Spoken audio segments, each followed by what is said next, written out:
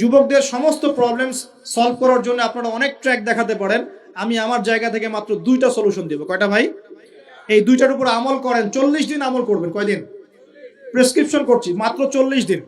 যদি 40 দিন আমল করার পরে যুব সমাজ এখান থেকে বের না হতে পারে, তারপরে আমার সাথে যোগাযোগ করেন, আমার কথা বলেন যে ভাই আপনার কথা কাজ হয় নাই, এটা বলে দেখে না। লক্ষ লক্ষ যুবকের জীবন এভাবে চেঞ্জ হয়েছে, লক্ষ লক্ষ, একটা দুটো না। ইনশাল্লাহ আপনারটাও হবে ইনশাল্লাহ। লক্ষ লক্ষ যুবকের জীবন পরিবর্তন হয়েছে এবং এমন এমন জায়গায় গিয়ে এই কথাগুলো পড়ছে, আমিও জানি না কোথায় গিয়ে কথাগুলো পড়ছে। যেমন আজকে যে এয়ারে আসছিলাম, বাংলাদেশের একটা বড় কোম্পানির একজন এমডি আমারই হয়তো পাশে বসেছিল, আমি চিনতে পারি নাই, সে আমাকে চিনেছে। নামার সময় আমাকে বলছে যে আপনি আমার কার্ডটা রাখেন, কোনো একদিন হয়তো আমি আপনার কাজে আসতে পারি। তা আমি তার কার্ডটা রেখে দিয়েছি। তিনি বলছেন যে আপনার লেকচার শুনে আমি 3টা কাজ করেছি। 1, হজ ফরজ হয়েছিল আমার উপরে, হজ করেছি।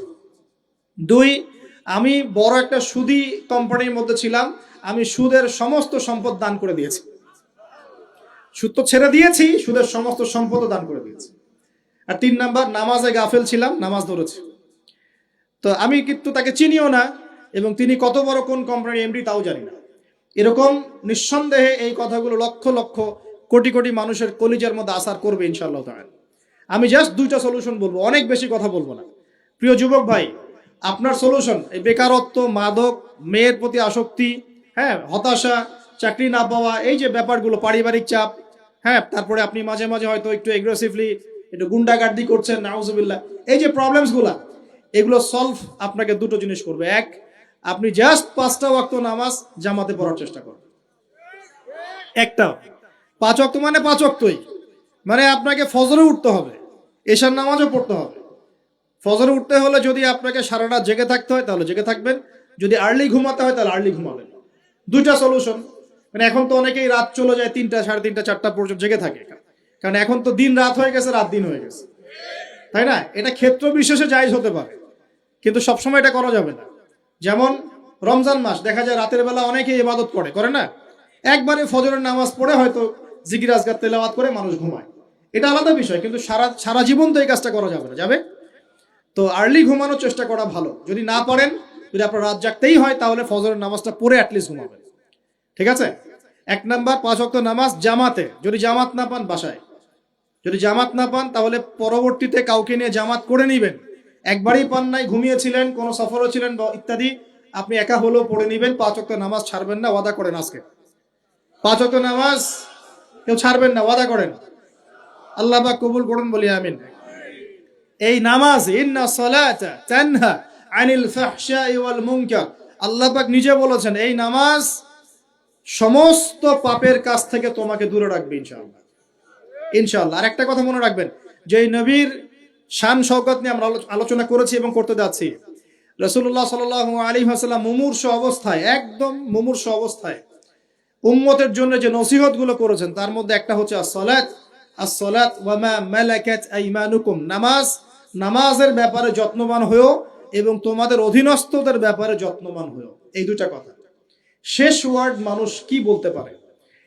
আপনার বাবা যখন ইন্তেকাল করেছেন, হয়তো শেষ কথা বলেছেন তোর মাকে দেখিস, ঠিক আছে, তোর বোনদেরকে দেখিস, বাবা আমার এই বিষয়গুলো আমি ছেড়ে গেলাম, তুই দেখিস। আচ্ছা, আছে না এমন? মা অনেকে চলে গেছে, মা শেষে বলেছে বাবা ছোট বোনটাকে দেখিস। আপনি লাস্ট কথাকে কত বেশি গুরুত্ব দিয়েছেন?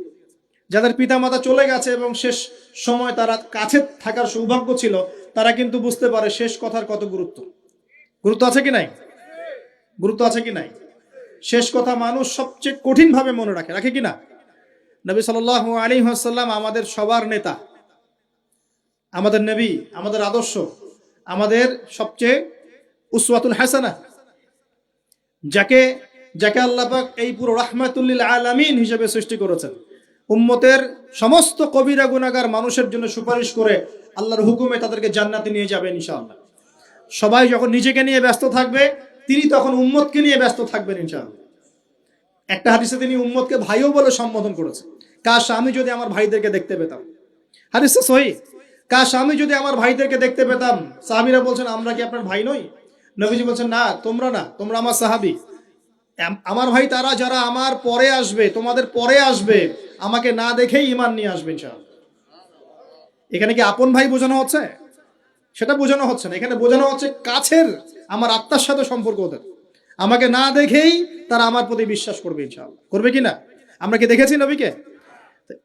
এই মহান ব্যক্তিত্ব জীবনের শেষের দিকে আমাদেরকে নসিহত করেছেন, আসসালাত আসসালাত, নামাজ ধরে রাখো, নামাজ ধরে রাখো। ওয়ামা মালাকাত আইমানুকুম, এবং তোমাদের অধীনস্থদের ব্যাপারে সতর্ক থাকো। অধীনস্থ মানে কি? অধীনস্থ মানে কি বলেন দেখি? আপনার স্ত্রী আপনার অধীনে থাকে? সন্তান সন্ততি অধীনে থাকে? থাকে না? থাকে। কোন কোন ক্ষেত্রে পিতা মাতাও কি আমাদের অধীনে থাকে না? মানে আমরা আমরা আর্ন করতে পারি, পিতা মাতা আর্ন করতে পারেন, উপার্জন করতে পারে না। পিতা মাতাকে চালানো লাগে না আপনাদেরকে অনেক সময়, হয় কি না? অধীনস্থ মানে আপনার আন্ডারে যে মানুষরা আছে, এই মানুষদের ব্যাপারে, তাদের হকের ব্যাপারে সতর্ক থাকবে। কে বলেছেন এটা? আচ্ছা, এখান থেকে নামাজের গুরুত্ব বুঝতে পারলাম কি? যুব সমাজের সলিউশন 1 নাম্বার, 5 ওয়াক্ত নামাজ জামাতে পড়ার চেষ্টা করবেন, আল্লাহ পাক তৌফিক এনায়েত করুন বলে আমিন। 2 নাম্বারটা হচ্ছে, আমার সামনে একটা কিতাব আছে, কিতাবটার নাম কি? সবাই পড়তে জানি ইনশাআল্লাহ?